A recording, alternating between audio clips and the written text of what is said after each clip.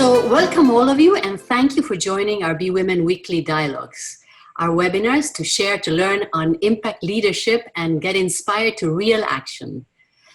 Hoping that today you and your loved ones are well and safe during this most challenging times in our society, in our world, and that we all bring the best out of each other in this crisis, because we can bring a lot of hope and possibilities of reimagining our future, because as you know, positive reinforcement is contagious, even virally. So this webinar will be about positive reinforcement of how we can really emulate nature. So I'm Laura Giadorou, Koch, founder of Be Women, lawyer in the state of New York in Argentina, and super passionate about the using business as a force for good. So in the next 50 minutes, you will be incredibly inspired about nature as a mentor of businesswomen, and how our speakers, Carolina Fernández-Jansink, Daniela Esponda, and Ana Freitas from all over the world, they're speaking, will be sharing amazing principles of how can we live and learn from nature and get inspired to live a better life, to really imagine the future in a better way. So before we get started, I want to share what is the Be Women Empowering Move, that is, so that while you're hearing this conversation, you will also be inspired and energized. So put your shoulders back, lift your chin up, make your eyes twinkle with a joy and determination, and with a super wide smile that illuminates everybody around you. You know, positivity is contagious, so have the mental mindset of always positive in these challenging moments. And with a great smile, Carolina, the floor is all yours. Hi, everyone. Thank you so much. Thank you so much, Laura. We're super happy to be here. This is our first time, but we're ready. We're ready for it. Yeah, thank you so much. I'm very curious about the conversation and the dialogue we will be having afterwards. We prepared something, and we hope it's going to be both inspiring and functional. So we're going to bring our story and tell you a little bit about ourselves, but very briefly, because we really want to bring the nature to the table. And then we will go over some case studies. What usually happens when we hear about nature is we get very inspired, but we don't necessarily know how are we going to apply this? What does this mean for me, for my business, for my life? So we want to make sure we bring it down to the ground, whatever it is we're inspired about now. So because we are nature, and nature is everywhere, so it's just making sure we see that connection and we see what unites us, and get inspired by how many solutions are out there in nature. So it's going to be mainly me at the beginning, and then my colleague Dani, who is right there. I'm joining from Atlanta. I was born and raised in Mexico. Dani, she will introduce herself, but she's in Mexico City. And our third colleague, due to coronavirus emergencies, she was not able to join us. She's not going to be able to join us right now, and she's based in Brasilia. And so, yeah, I'm going to start sharing the screen and introducing a little bit more of all of us. And at some point, we get super enthusiastic and we go on and on and on. So make sure you raise your hand, and Laura, feel free to interrupt us at any point. So yeah, I'm gonna very briefly say something about myself. So I've been in this path of sustainability for 20 years with the Canadian government, with the Mexican government, in the Netherlands, in the sustainable finance area. And it was not until I discovered the lessons from nature that everything started to make sense, that I found what was true to me, it was a light at the end of the tunnel, that I said, okay, why didn't this come to me earlier? Yeah, I'm gonna stop there. Dani, I don't know if you would be so nice to introduce yourself. Thank you so much. Hi, everyone. My name is Daniela Esponda. Like she said, I'm from Mexico City. And well, my passion is the design part. And I have been working for the last 10 years in innovation and sustainable products. And I have lucky to hold the Master of Science in Biomimicry. So it's my pleasure to share with you all we are founding in nature, and we think that it will be inspire you to make your own path better. And thank you, Dani. And then Anna, who is not here, she's based in Brasilia, like I mentioned before, and she's very much into the social and innovation part of things. She's amazing. She has a large um, followers, a large crew, an audience in Brazil, and she mobilizes people, and it's beautiful the work she's doing.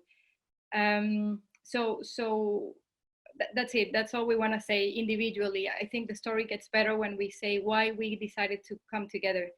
So we were doing our own things separately, and actually it was Dani the one that united us, and we said if we really want to make impact, and we love so much our countries, of course, we need to collaborate and start coming together. So what unites us is nature. We are, the three of us are nature lovers. We've done all kind of strategic and hippie around it. Yeah, and we accept that we think different in many ways, but we try to bring our individual blessings and gifts that were given to us, and see how they can be of value. So,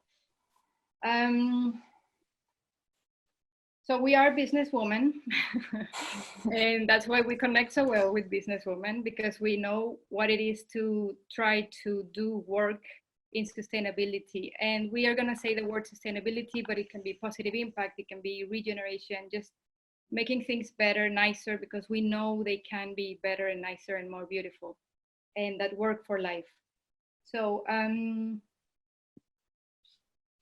So I would like to tell you a little bit about why. So we're passionate about nature, that was clear.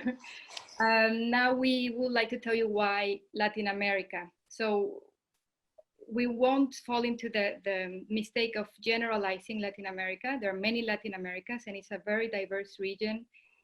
And within each country, there is a lot of diversity, but there is something that unites us, which is the part that our colonial background, which brings the language, of course, but also our mestizaje, which means we're still very close to our indigenous background. And our indigenous backgrounds were very close to nature. So, so that makes a very unique region in that sense. And in a different way, in a similar way, of course, all the structures, no, the social structures, the educational structures, the patriarchal structures, and what that means for women. And of course, we're passionate about trying to make that way easier to women, because we know and we feel them, and we know what some of those obstacles could be. We know this whole movement is mostly driven by women. So how can we make the way easier, and taking into account this nature connection, no?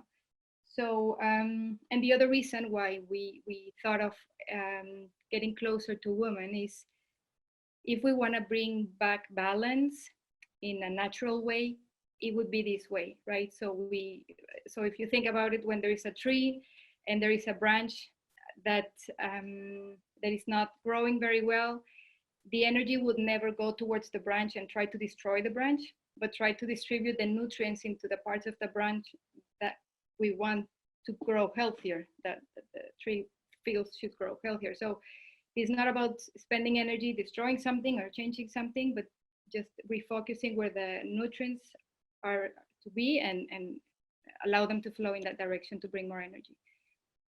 So we believe women are key on creating a thriving Latin America, and that the answer to our current challenges can better be found in nature.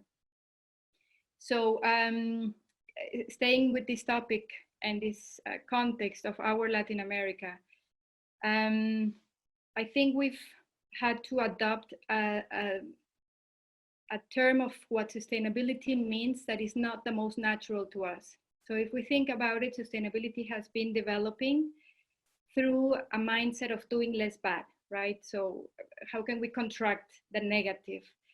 And that is totally opposite with the energy and the vitality and the young population that we have in our cultures, in our nations. So, so that's why it feels a little bit awkward, a little bit uncomfortable. And if we think about it, life doesn't work that way. The way life works is expansion of life and expansion. Everything is about expansion of conditions that are conducive to life. So I think a more natural way to embrace this idea of sustainability or making things better or impact or regeneration is this idea that we just need to realign and re-understand the way life works and see how we can jump into that, because life is going to expand and we are all about expansion in Latin America. So yes, I basically just this is what I just said. So we come from nature. This is, I will show a slide that makes it very clear. So we should see nature not as something that needs to be controlled or that we are on top of nature, right? And we want to control and we want to restore it and we have to be nice to nature because we have to be nice to take care of nature. No. We understand, and like our indigenous background knew, that we are part of nature. Nature, we come from nature, and we should see nature as our ally, as a force that will restore the balance that we need so badly right now. So yeah, so let me get deeper into this subject of why nature, because many of the things I've said make sense, right?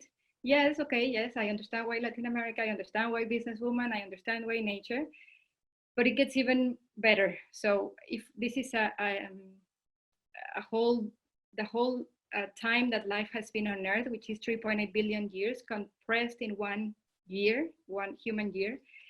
So if we have January, February, March, April, May, June, July, December, we have the 31st of December, you know, so Earth was born, life appeared in February, we had photosynthesis in March, multicellular organisms in August, sexual reproduction in September. We started with amphibians in December, with mammals halfway December, dinosaur extinction towards the 25th. So we really are very new. That's the point, right? We are such a young species, and we have all of these seniors that have found their way and that understand very well the way nature works in terms of processes and systems and shapes and forms. They know what works. If it didn't work, they already went extinct. So actually, from the 100% of species that have ever existed, 99 have gone extinct, and we only have the 1% alive, alive right now. And that's, well, before we had this big ecological degradation that we're experiencing. But let's say up until 50 years ago, we had that 1%. So we have a laboratory of things that work for life outside in our window, and in us, we're nature as well, but it's just that we're very young, and we could win much more if we just listened and we were curious about how life has created more conditions conducive to life, no? So yeah, so this is nice. Again, this makes sense. We want to start grounding all of this in terms of, okay, what would that mean to me, to my life, to my business, to my project, to my product, that specific. So like Laura said when she was introducing us, there are many ways, methodologies and sciences of how to understand nature better. We were fascinated by one of them, which is biomimicry. So biomimicry started as a methodology, now it's a science.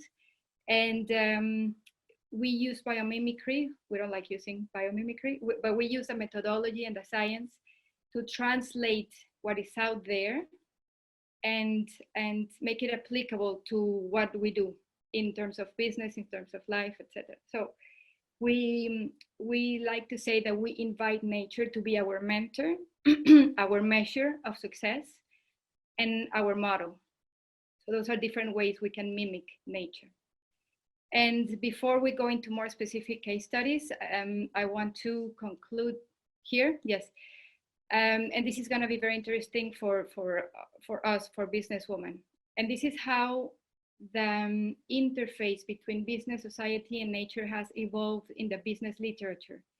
So on the left, that's what they taught me when I was studying my bachelor many years ago. And in university. So that was very business as usual, where you have the business at the center and it has a relationship with society and a relationship with nature. When I was studying my master's, more recent, 15 years ago or so, they taught us this model, which is there is a very strong interaction between the three of them. And they taught us about stakeholder management and nature as a stakeholder management, ecology as a stakeholder. I think it's the other way around. We are a stakeholder of nature. And then this is where it's moving. And this is beautiful to see in business literature. So we're finally understanding that there is nature, planet Earth. The society is a human species, is one of the many species, and business is a social construct. So it doesn't make any sense to act in a way that is misaligned with this truth, right? And when we hear this, we sometimes are hesitant to think, oh, I have to pay attention to nature and listen to what nature has to say to me, because it feels like a blockage, like a limitation. And it's the total opposite. It is an expansion. So the more you understand and align to the way life works, the more we expand possibilities and expand life in terms of fertility, in terms of abundance, in terms of niches, new niches, generation, etc. So anyways, I thought this was very interesting for our audience today. And so I'm gonna go very brief over some very practical applications. Actually, I don't know, Laura, if there's anything, if everyone is still there, by the way. Yeah, yes, everybody's listening very attentively. Thank you. Okay. So I'm gonna go over some practical examples. Okay, so great. What we do in biomimicry is ask the question, how would nature do this, right? How would nature design a sustainable product? How would nature design a healthy, abundant business system? How would nature design a healthy social system? Yes. So I'm gonna start to say some examples, and during the conversation you can ask me more and we can go into more detail. But we can basically look at this trying to bring nature to apply in a form, so like a product, a physical product, or a process. So how do we make decisions?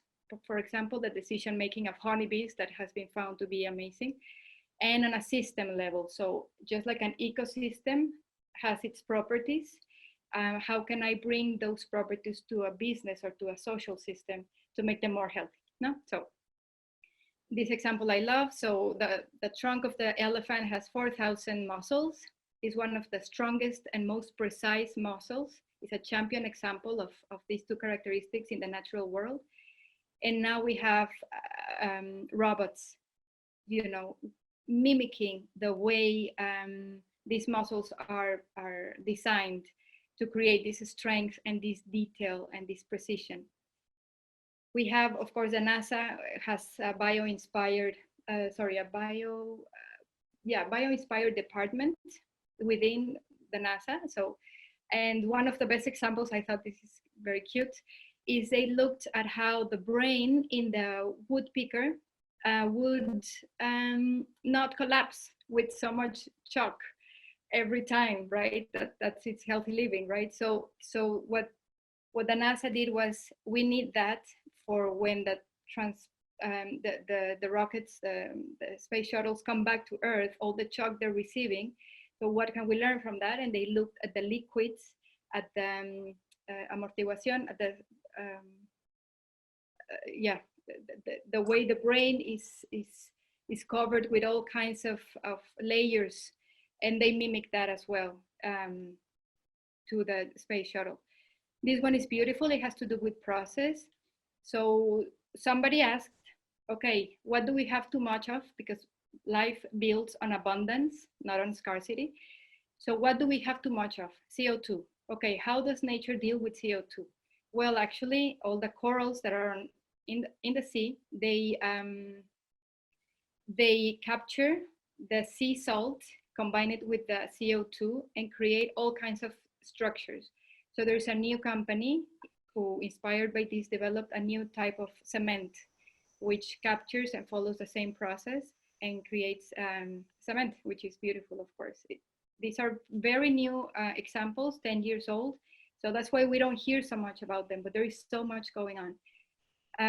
Systems, so systems that are mimicking living systems, so cities that mimic forests, or cities that mimic ecosystems, and this one beautiful that we know from Kallenberg, so industrial parks. So circular economy and closing loops is just one of the elements in nature, and that one we can see how much impact it has had, but there's so many other elements. So this would be an example of a closed loop, not within a company like Cradle to Cradle, but more within the whole industrial park. And here I'm going to stop so we can go with Dani, and she's going to tell us some other fascinating ideas also in Latin America. Thank you, Caro. Could you help me with the presentation? Yes. Well, I'm just gonna start talking about a few examples. I would like to start with the Interface case study. Interface is a company that is based in Atlanta, actually, in Georgia. And can we back to the... Thank you. And I really like this company. I think it's an excellent example of how a company and a business actually embrace nature like a mentor. Interface was founded in the 70s for Ray Anderson. And Ray Anderson used to be this guy that actually sell the free LA carpet tiles in America. And he was just doing business as usual, and he discovered a book about sustainability and economy, and he just came up with this epiphany about change for complete his company. And what he's doing right now, Interface, is well, the first part that this man decided to do is improve the way that their products impact. So what you are seeing here is an example of the carpet tiles that actually was inspired by the forest floor. So one of the biggest problems in the company was the carpets produce a lot of waste and use a lot of toxic chemicals. And so, and in order to avoid waste, what they found was that the problem of matched shapes in the floor was taking more material that's supposed to need it. So they focus on the beauty of the forest floor, and they get inspired from these forest floor, and they develop a new way to do the carpets. Now, Interface manufacture and sell the 40% of all the carpet tiles using in a commercial build business in the world. Can we go for the next one, please? Yes. They start getting too deep in this sustainable part and taking nature like a mentor. And Ray decided to go further, not just to improve the products. And this is a really nice thing, because we think that the products are isolating of all the process sometimes. So sometimes designers just, sit and design without thinking how I'm gonna manufacture this, how it's gonna look after, life ends. So they start with, improving the product, and it's not just to make something beautiful. It's about making something functional and attune it. And this is what had happened with this product. They start building their own company, thinking how nature will do this. How will nature improve process? How will nature improve materials? How we make business? So after they decide to redesign the carpets, also they redesign the way that they produce and do business. They have this nice community that they actually are working with recycling old fish nets, and they recover certain lands around the headquarters using this material. Can we pass to the next one? Yeah.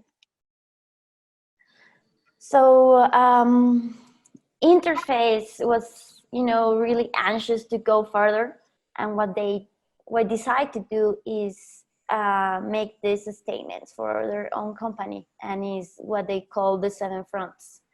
So they wanted to eliminate waste, emissions, be renewable in energy, make closed loops, be resource efficient, and sensibilize the stakeholders. So it's not just about how I do my business in my company. It's how actually I interact with another companies. So this is a really important part about Interface, and they actually are redesigning the way they do business. These are the main points. Actually, Interface have a plan that calls zero emissions, and they are planning to have literally no fuels in any process that they do.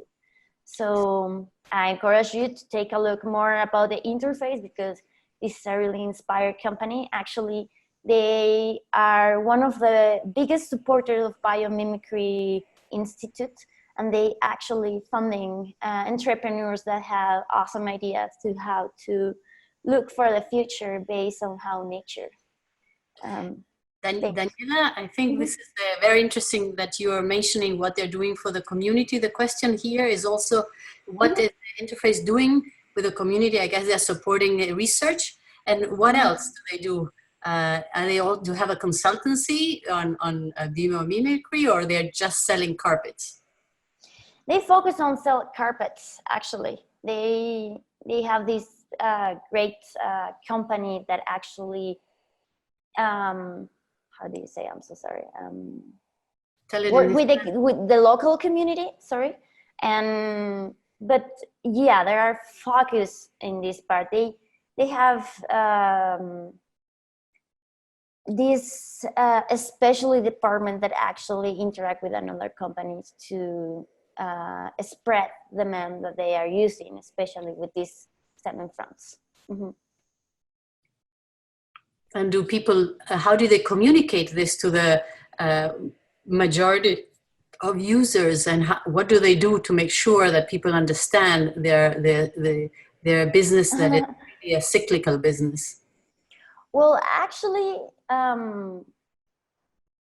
this is something that you can literally go to their website and take a look. There's actually several products that there are split between histories. So there's one that it's I2, I think.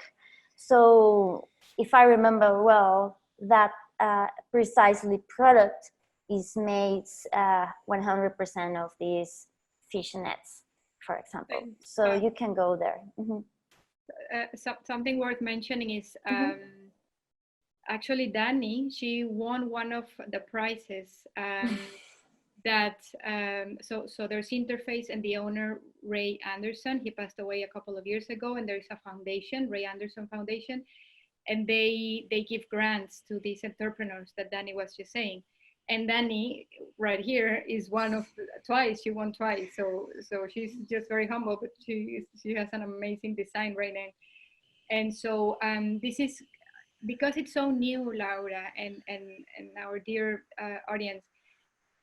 They also have to run a business. So there is so much the rest of us can do to promote these success. It's a strong success story in many ways. They have applied biomimicry at very different levels, like the product level, the process level, the system level.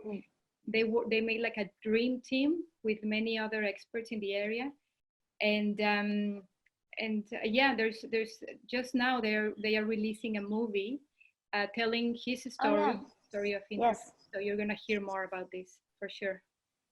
Here they actually published a book about Ray Anderson. I think it was a few months ago, and you can hear more about his inspiration. And also they publish the majority of their results and the way that they produce and do business. So they do a lot of case studies, and you can find it online if you wanted to learn more. How much more time do we have, Laura? You have time to continue. We are, with 10 minutes more, and then we'll open to questions. And there are a few out there. So, yeah. Okay, so another nice example that we wanted to share with you guys is Natura. I bet some of you already know Natura. Precisely the reason we choose this sample is because Natura not just is this company that cares about nature. It's not like how we are gonna, keep intact Amazonia. It's how we mimic the Amazonias. Can we go for the next one, please? So Luis Severa found this company in Sao Paulo in the 70s too, sorry. And he was also a visionary, but he actually, one of the biggest inspiration was the relationship between the people and nature. So intrinsic the company all this time has been the dialogue between nature, people that live in nature, and how we actually take nature for our own. So rather than just say, hey, let's just be sustainable and measure how much we take from nature, what he did is, hey, let's just do things like, with respect and well-being.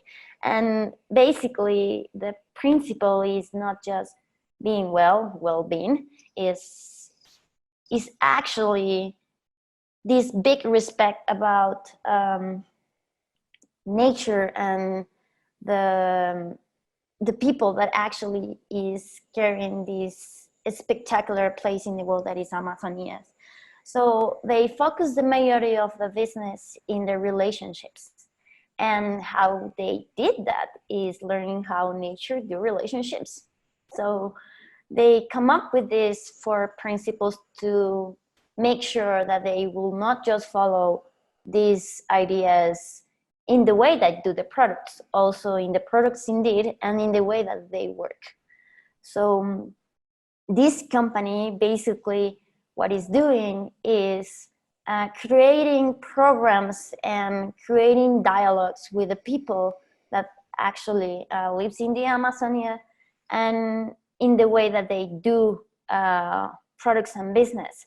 They actually are one of the most innovative companies in the world. And the key part of the innovation for this company is how they understand nature do the things. So basically, they have been inspired by nature for long. I think Caro have a nice story to tell you, or I don't know, something else more about Natura that we wanted to share with you guys. Yeah, so they like I said, there are so many different ways you can bring nature to the business, no? And a very concrete one that I thought is super amazing and it makes a lot of sense is they looked at the cellular membrane and the function it has of receiving information and sending information out. And so they design departments within the organization with this function. So we usually think of our system, and we want it to be open, of course, and share information to the outside world. But there's always an identity semi-permeable way of communicating with the outside world. And so I found this fascinating, and it made a lot of sense if we think of a business like a living being or like a living organism. Then this function is super. Yeah, I thought it was very clever, and the way they brought it forward, and etc. Yeah.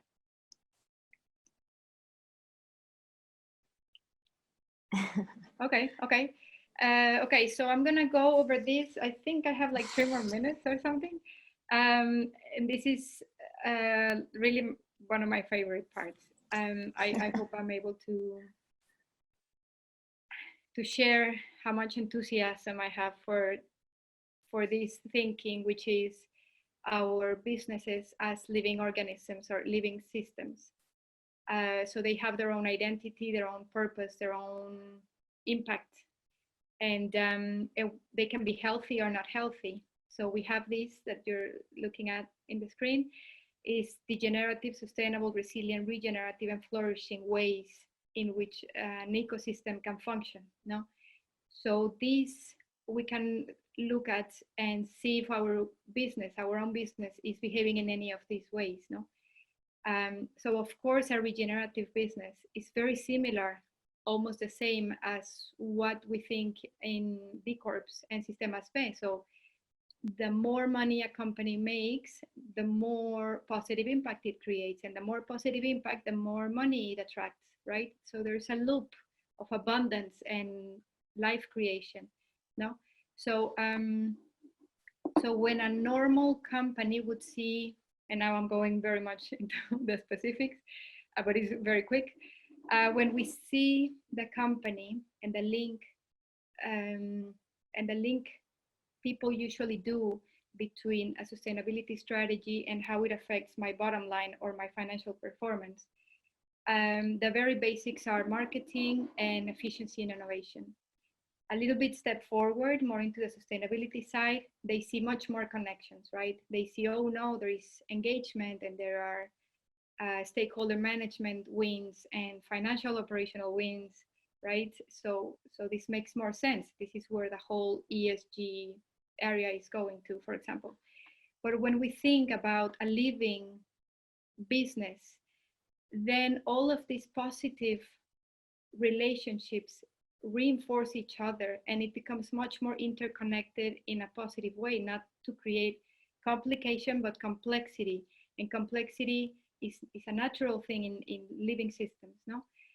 So yeah, I just wanted to leave you with this idea that there are many examples I could give. There are many regenerative businesses out there, and so many that we can learn from, where they look at the many areas of a business. So how, for example, I went to Alternare, which is a place in Michoacán in Mexico, and they regenerate the soil. They bring the social communities around to provide education on how to farm organically, and then they receive people for their retreats. So they have their whole business model around generating more life for soil, for land, for social, to create social tissue that is more healthy, and for business as well. And many other parts of the business model that made it very congruent and very much aligned to the way life works. No? So yeah, creating a resilient, reinforcing, evolving business. And here I think we're going towards the end. I love this idea, this metaphor as conclusion, where when we were young in our countries, I remember where I'm from Monterrey, there was a big river, and every time it rained, the water would pass and it would, flood and create disaster for people that were living in there close to that river, until we learned, okay, we cannot control this. It's not ours to control. It's ours to design around it, right? And to benefit from the beauty of having a living, healthy river available to us, create activities around it. But it took us some time now. It took us like 20 years. And I think this is a very similar way of understanding the way nature works, from a place of a lot of humbleness that we don't know everything, but I think the three of us, we believe very deep that this is the way life works as well. So there is a way, there are some principles, some guidelines, a structure that is out there, and we cannot jump on top of it or think that we have some sort of control over it. The more we appreciate, the more we are thankful for it, and the more we learn from, the happier we will be as a human species. Yes. So yes, we just leave you with some contact details. Very happy to have this conversation in the next couple of minutes, and yeah, looking forward to what you have to say, and hopefully we can keep this conversation going even after this webinar. Thank you very much. It's very interesting, and there's a lot of ideas and questions about what you just said. Because, for example, how do we incorporate this concept of nature and companies? How do the companies actually train their own employees to really start to connect with nature, and how does that work? Has it happened? How do companies do it? So, like anything, there are entry points, right? Sometimes it's the leader. In our hierarchical structures in Latin America, you know, we know it, if there is a change, we usually have to have the leader. Mm-hmm. Sometimes it's a change agent within, sometimes it's a department, a sustainability department that is super engaged and super knowledgeable. So it really depends. You can reconnect through an experience, for example, a 2-week experience where you really connect in a different way to nature, no? And that starts sparkling curiosity in employees. But you can also go the very strategic way and the very business as usual way, which is where are the gains, the first gains? Usually the first gains have to do with product development, so product design. So how do we create a product? How do we make business out of this? That's fine. Sometimes it has to do with the process. So how can we make our process more lean or more clean, etc. And sometimes it has to do with the culture, internal culture of the company, and the structures, the organizational chart. How do we make this decentralized and not centralized power, and things like that. So, so like I said, perhaps we can touch on a specific example, but it really depends on where the opening is from the company. That's interesting. Here, there's a few women in the line that are either very well known about know about the blue economy by Gunther Pauli. Can you tell us how much is this part of it, where you got ideas, or is this coming also from the anthroposophic world? And if you can give us a little bit of where does this come from? Yes, very nice. And then Dani, you know a little bit more about this, but coming from the business side and having these conversations before, I think it all grew together. So let's just think that they inform each other. So Cradle to Cradle are more or less developed at the same time. That's blue economy and biomimicry, and they're all, you know, interconnected. It depends what application you want to have. What I really enjoy about life and biomimicry is that it's all of life, very applicable. It's not just one area of life. So if we think of blue economy, which has many of the same principles, and even if we think of systems thinking, or you know, Thrive of Capra in Europe, they all have pieces of the information, I think. But this approach to nature feels very natural to somebody that comes from Latin America like me. Like, I already know this. It's so in my blood. It's so intuitive to me. It's just, can I have the structure and the tools to apply it to a specific? But coming back to your question, I think they're all informing each other.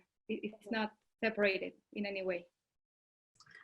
Thank you. And also about the financial indexes, you mentioned this briefly, but you didn't go deep in it. Is there anything you want to share in depth about the NASDAQ, Standards & Poor's, and what they're doing on this?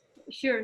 Let me just go back to Dani. Dani, something I forgot on the last question?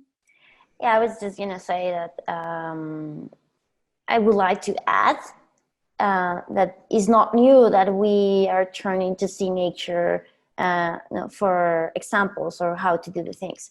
So all these movements that are happening, and it feels or sounds like similar of this thought, it is, like Caro is saying, is connected, because the best example that we have about sustainability is nature.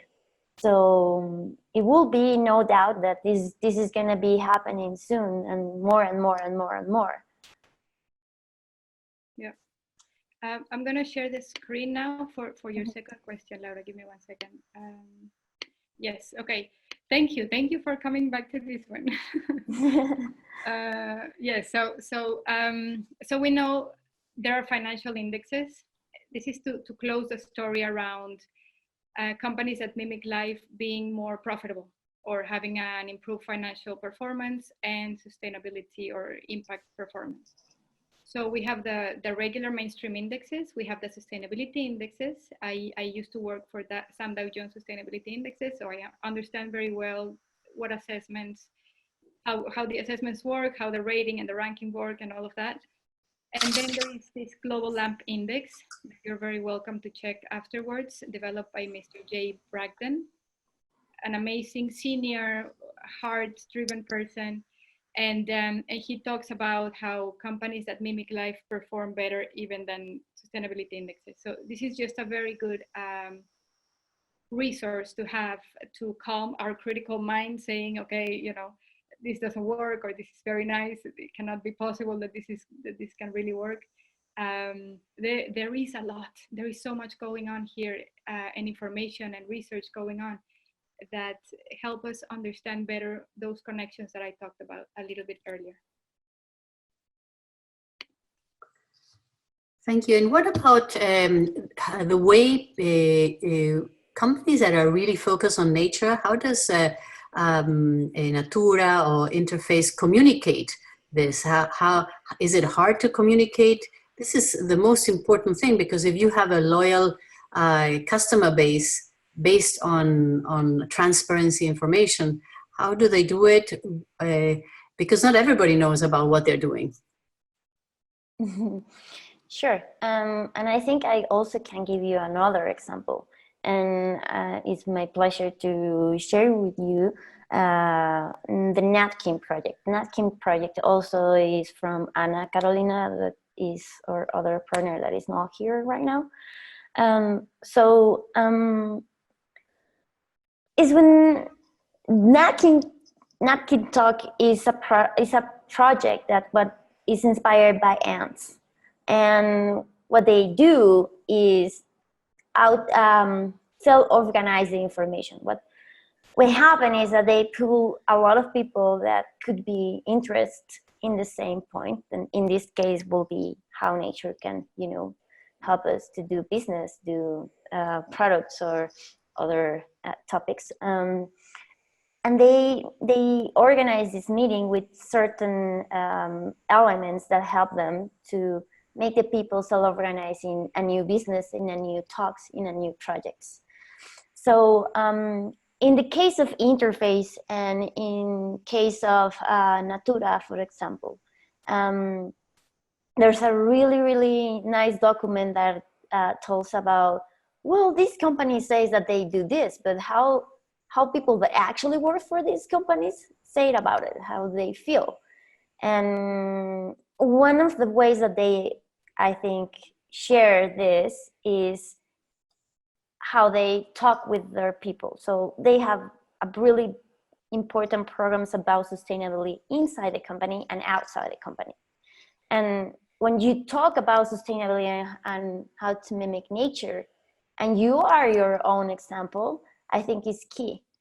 Mm-hmm. So this is just one part that I think is valuable of how they create this dialogue. Also, in the way that create the dialogue, we know that nature just don't have just one way to communicate.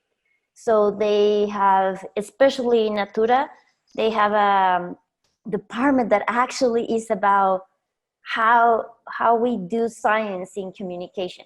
And they develop new ways to communicate based on how nature communicates. Sometimes it's about smell, sometimes it's about color, sometimes it's about experience, sometimes, you know. So this is one of the parts. I don't know, Caro, you have anything in mind about these examples that could be answer the question specifically? And I'm not sure that I'm really answer your question, so just want to make sure that this is helping. I think, yeah, that's the key thing, is to understand how is this communicated to the audience. I mean, I know Patagonia is very good at communicating issues about the environment, and I think they're one of the best ones out there. But do you think there's a movement of more companies mimicking nature? If you have to put, I guess, in the index, you know, is it? Yeah, right. 2% of the of companies, of the million companies out there, how many are there that are really focusing on nature, and how is it that moving forward? I think, Laura, just to give you a quick idea, at least here in the US. So, I mean, biomimicry services, the usual suspects, Google's and Nestle and all the big ones. I think it's there. It's not as well communicated because it's very new, and the science part is a little bit behind in catching all of these developments. So it's there. It's just at what level are they applying this, right? Sometimes it's a group, it's a pilot project. Sometimes it's like I said, a product, a service, a specific strategy inspired by nature. So we have bio-inspired departments, like I said, in the NASA, in Harvard, etc. Now there are many universities that are now having this approach of bio-inspired research. Yes, it's just, I agree, and that's what we're trying to do. No, that's interesting, because you see the financial indexes that you are mentioning are all, and this is a question specifically on by Catalina Rica. And so I see that there is a connection with public companies that are coming out with communication about nature and what they're doing to mimic nature. But what about the private companies, small companies that maybe are the majority that are doing it from top up and bottom up? Is it everybody in the company, there's a buy-in on this, and how are they communicating this? How are customers learning about this? Can I add a personal thought here? I think it's not so obvious that these companies are doing this well-being, or they are, you know, being inspired by nature, but because it's no part of the branding part doing the good things. So in my personal perspective, it's not going to be something that is going to be advertising. It's not going to be something that they will use to sell it, the product, or, you know, make the company more robust in terms of, hey, look at me, how good I'm doing this.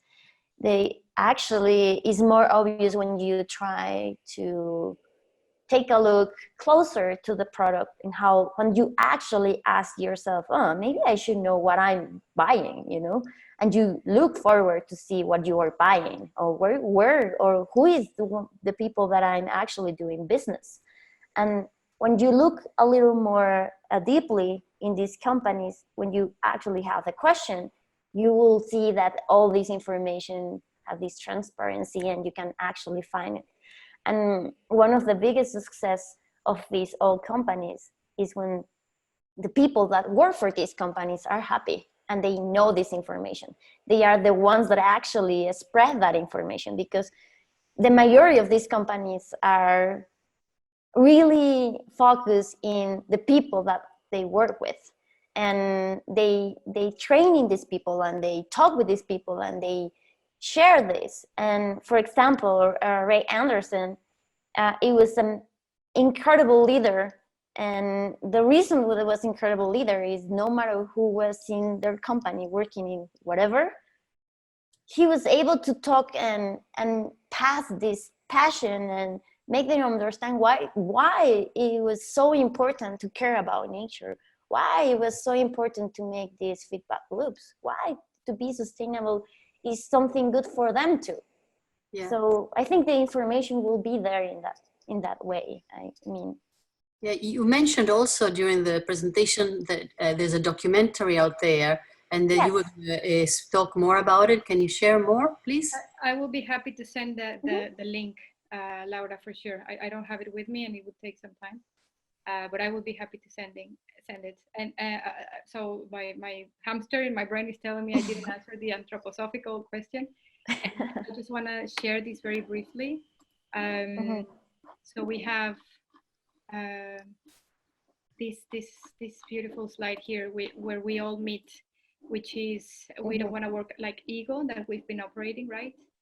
Eco means we're just one of the little species. That's not true either. We're a very strong, bright human species with a lot of potential for change. We're a keystone species in terms of ecosystems.